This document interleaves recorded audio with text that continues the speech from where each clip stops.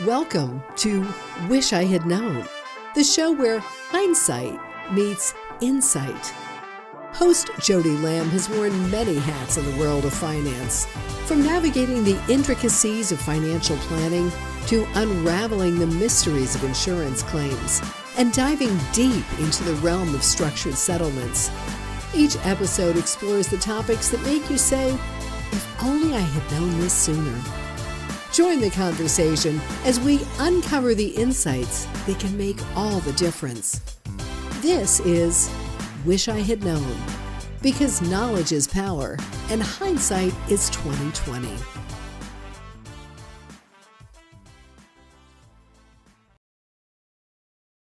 Welcome back to another episode of Wish I Had Known. Today, we are joined by the host of Adaptive Equipment and Caregiving Corner, professional caregivers helping family caregivers provide safe care.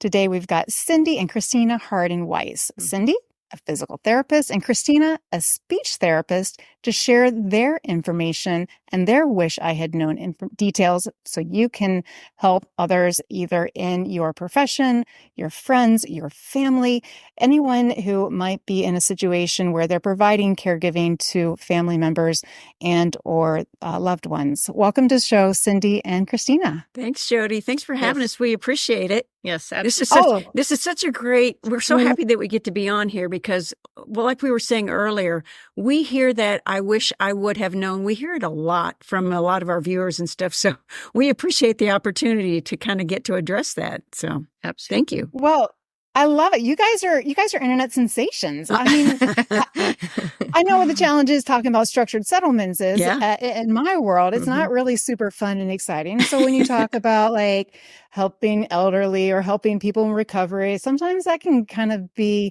less than a sexy topic. But you guys make it fun.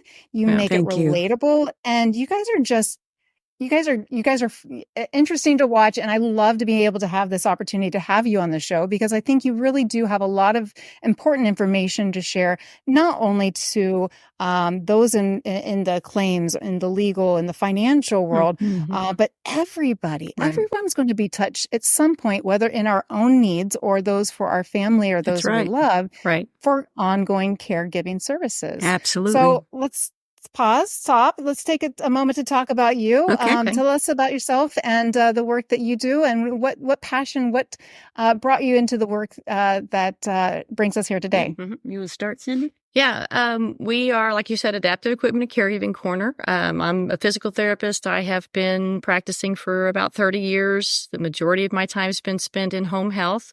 I love being in people's homes because it's their home. They're more natural.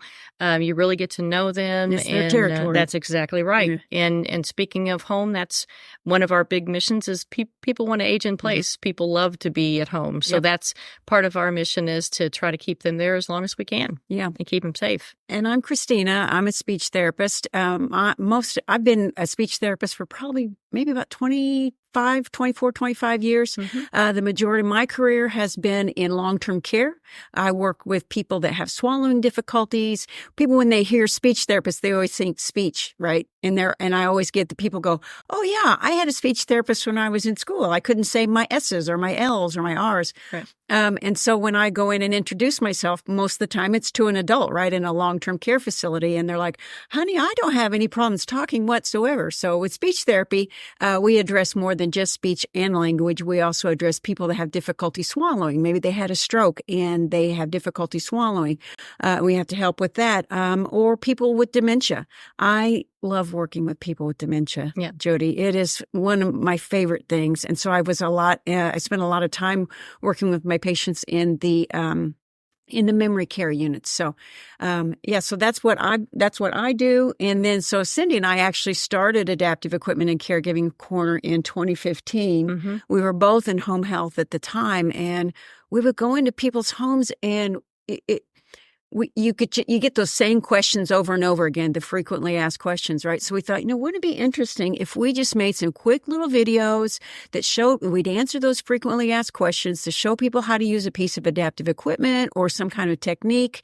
And then, so we would put those out on YouTube. And then what we would do would be take our laptop and set up the family caregiver or the patient with those videos. They were usually try to keep them short, around 5 minutes, let them watch that. And then we would do paperwork that we normally would have to take home to do after work. So we got to do that paperwork and actually not have to take it home with us. And educate. And educate. And then they got to watch the video. And then after the video was done, they would ask us questions about that.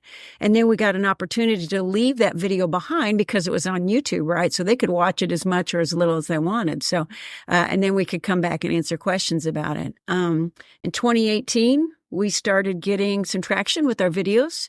And so we decided to have put those videos behind a subscription wall, a paid wall. And we started using our YouTube platform as product review videos.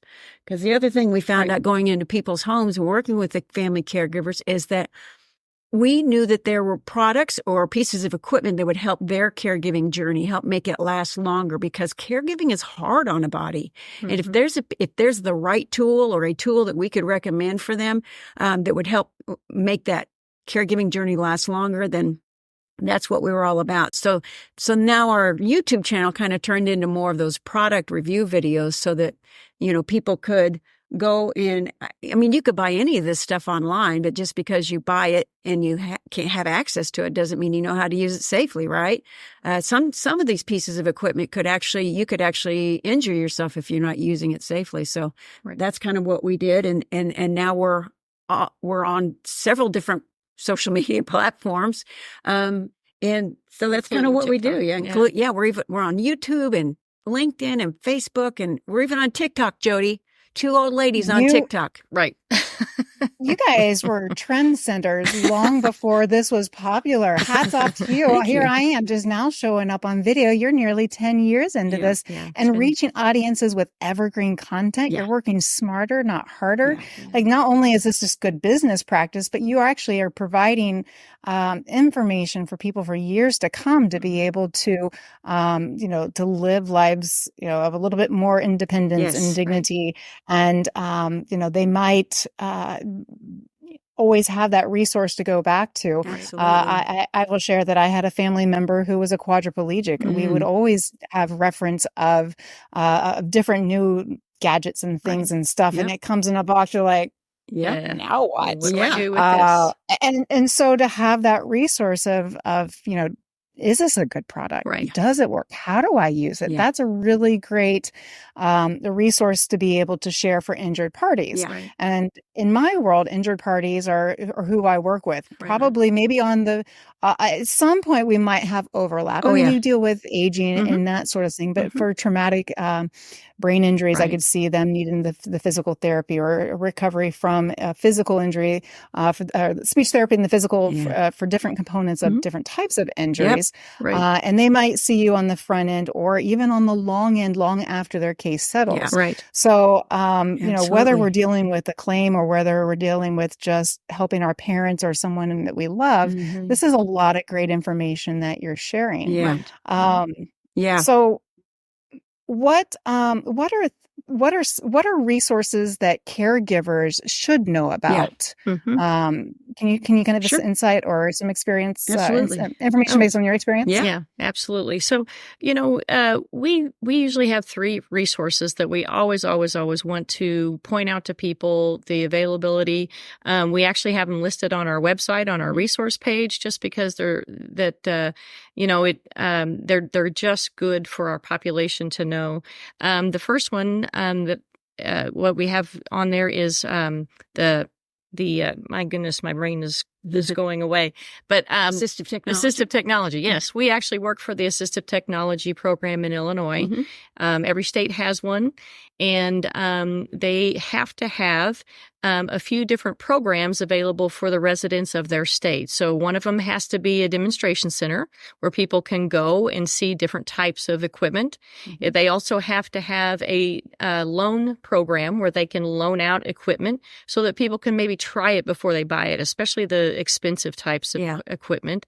And then they also have to have a reuse program. And it's kind of like a medical lending closet that provides some of this equipment for free to the residents of Illinois or to their state, wherever. So the resource on our page, the resource on our page is actually a national directory. So if you want to find out who your assistive technology program is, go to our resource page on our website, aecorner.com, and then click on the directory link. And then I think it's listed by state. So then you just put in your state and they will tell you who your area or who your assistive technology program is. Right. And Cindy, Christina, that's like a mic drop moment there. Yeah. I mean, you just spoke to every attorney, every injured party, as far as anyone who is in this position in their life where they need to have these conversations and resources. That sounds like a phenomenal and it's a well-kept database. secret, Jody. That's the thing, is that a lot of people don't know. And for what we always say with our Illinois Assistive Technology Program is we have to be everything to everybody in Illinois, regardless of age or disability. So, I mean, that right there, Jody, hits what you're talking about. It covers everything. Our Illinois Assistive Technology Program, we even have a makers program. So we have probably 4 or 5 3D printers where we will work with residents in Illinois to try to customize products that can be made or 3D printed for their needs. For example, I have a twin sister and she has cerebral palsy. She bought a car and she couldn't get the gas cap off because it was too hard and her grip strength was weak. So she reached out to the Illinois Assistive Technology Program and they created a gas cap handle for her. It looked like a T, and they found out the make of her car, and then they 3D printed this handle and it fit right over her gas cap, and it made the surface area bigger. The handle was bigger. And so the leverage, it made it easier for her to twist that gas cap off. And so again, it helped her maintain her functional independence, put gas in her car so she could keep going to work and, working and being contributing to her community. So the assistive technology program is such a well-kept secret. Right. But we want to change that. So that's why we put the directory on our website. And so the second resource that we think every caregiver needs to know about is the Area Agency on Aging. An Area Agency on Aging is usually a not-for-profit. Every state has a handful of them. And here in Illinois, we have 13. I think in Missouri, our neighboring state, they have, 10. And so, but it's meant for seniors. But you need to reach out to them and find out what kind of programs that they have available. They'll help kind of walk you as a caregiver or your loved one through the process and find out what programs that you might be eligible for as a caregiver or your loved one might be eligible for. And right now, as for quite some time, everybody wants to age in place. And that's what these area agencies on aging want to do, is help you age in place, stay safely at home, and help caregivers that are helping you age safely in place. So that's the Area Agency on Aging. We have that directory on there as well. You would type in your city and state and maybe a zip code. Right. And they'll tell you who your AAA is. And one thing to note too is that they often have resources for caregivers that are like for grandparents that are having to take care of a grandchild or something like that. So the grandparents are not actually the ones in need as far as the individuals in need, but they are the caregivers. So they have a lot of different resources for that as well. Yeah. You want to tell them about the third one? Yes. So then the other directory we have is just a national directory on lending closets. It's again for medical equipment. And most of those are not for profit, and you they refurbish the equipment, they sanitize the equipment, and they loan it out for free or for minimal cost. And we've got a directory for that on our website as well.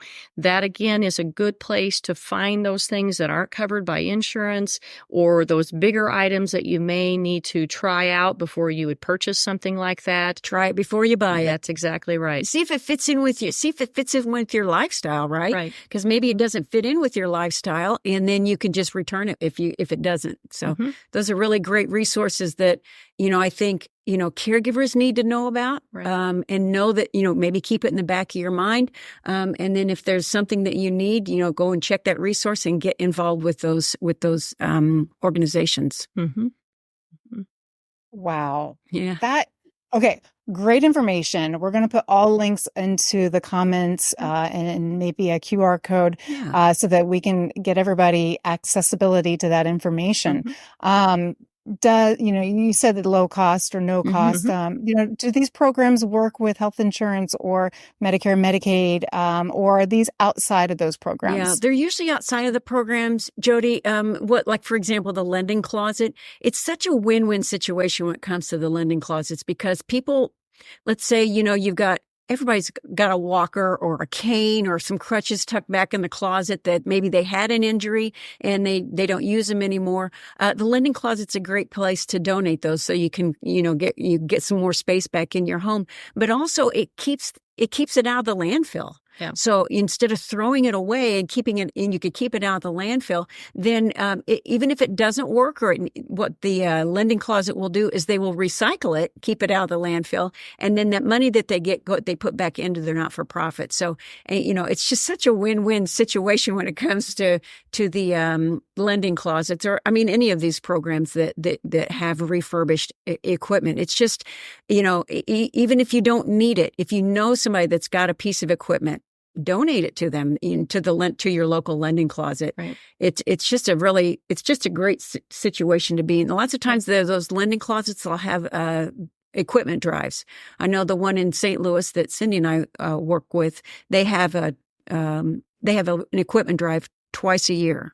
So, while you're out running your chores on a Saturday, you've got a walker that, great grandpa used to use that, or a set of crutches that are still wooden from a million years ago, just donate them to your local lending closet. There would be a lot of people in that community that could use it. Right.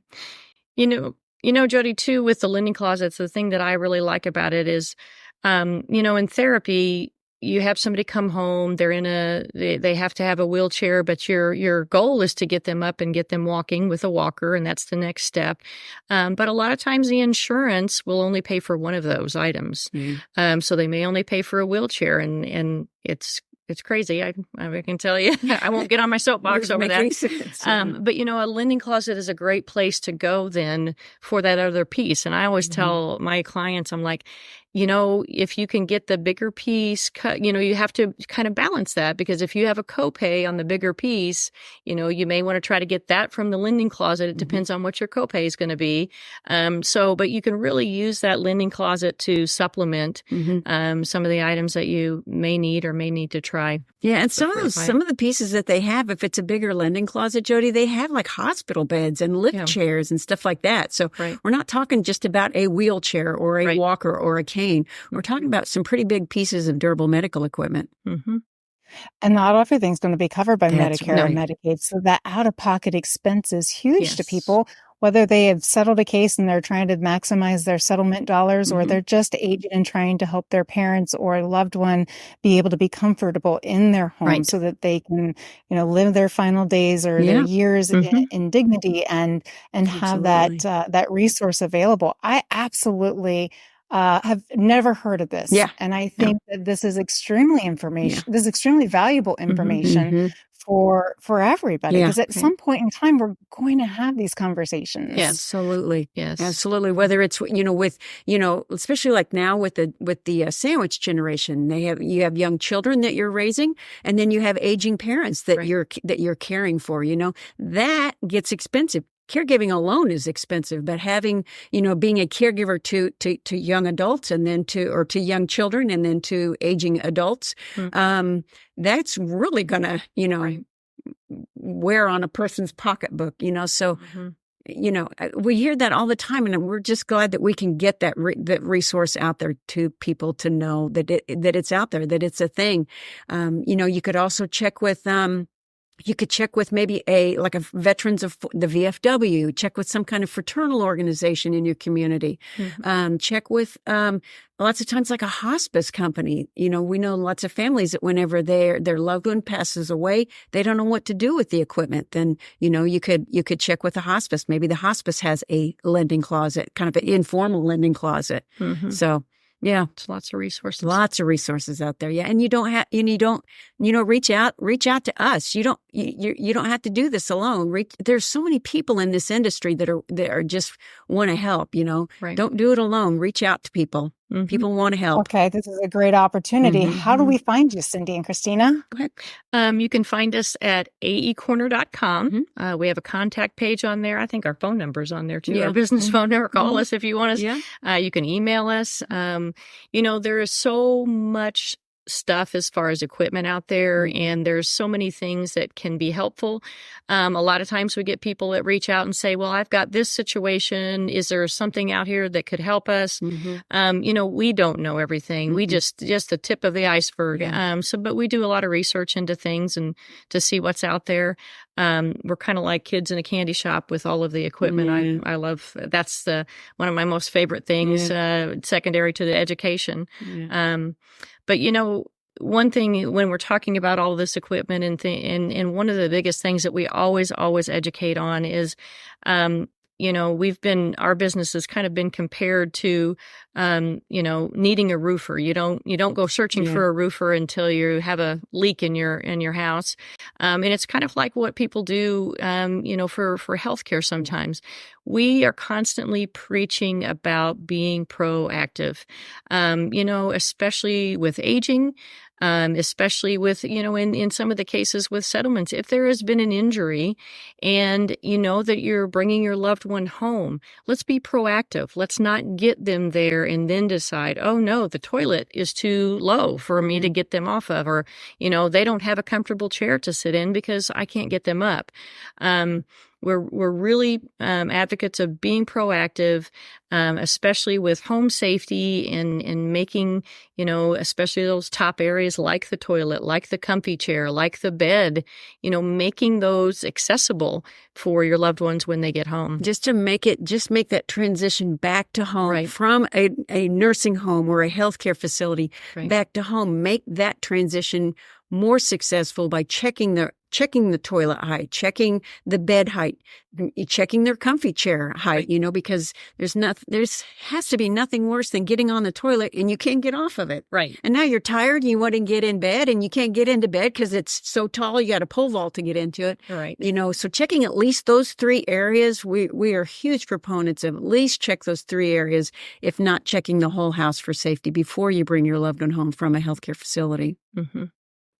Well, you guys are internet sensations 10 years in the making here. There's no shortage of video content. So even learning like how to use a walker, or how to use a cane, or how to use certain things, those are already available to us to go on your website and find that. You're on TikTok, you're on Instagram. You girls get around. I applaud you. Congratulations. You are well ahead of your time. Thank you. We appreciate it. It's like I was saying earlier, to hear a caregiver tell us, I wish I would have known that this resource was available whenever I was a caregiver. It's like a dagger to the heart because, again, we're out here. We've got this stuff out here. We want people to consume this content so that they know and be prepared.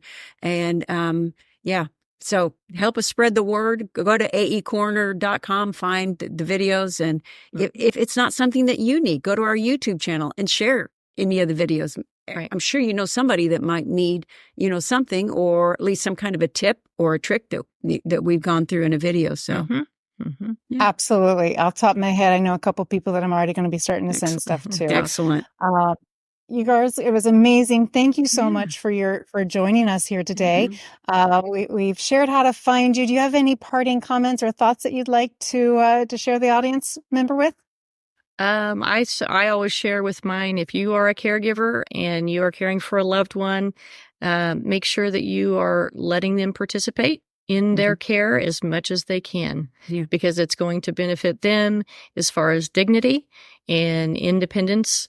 And it's also going to benefit you as a caregiver, as far as the help. Yeah. So, and I always say, my big thing is you're not in this alone. You don't have to do this alone. There's a bunch of resources out there. Please reach out and ask for help, because at times, like, especially family members, if you're, talk to your family members, to neighbors and stuff. When somebody's going through something and you're on the outside looking in, it makes you feel helpless, so ask people. They want to feel helpful, and it's a win-win situation. Then you're allowing somebody to help you, and it makes them feel helpful, and you're getting your needs met as a caregiver and for your loved one as well. Amazing. Thank you guys so much for sharing this information. I have learned a lot. I have no doubt this is information that I can apply in my business.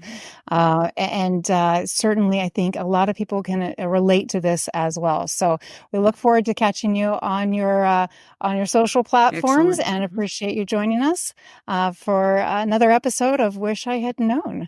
If you have any other additional questions, or any thoughts or questions that you want to ask, or have ideas that you want to talk about, let's hashtag Ask Jody. We can certainly look forward to having that conversation, seeing how we can support you and connect with the appropriate people to assist in your future needs. All right, guys, that was another episode. Thank you for joining us, and look forward to seeing you next week. Thanks for listening to today's episode. Please like, share, and subscribe so you can hear all of Jody's chats, so you don't have to say, "Wish I had known."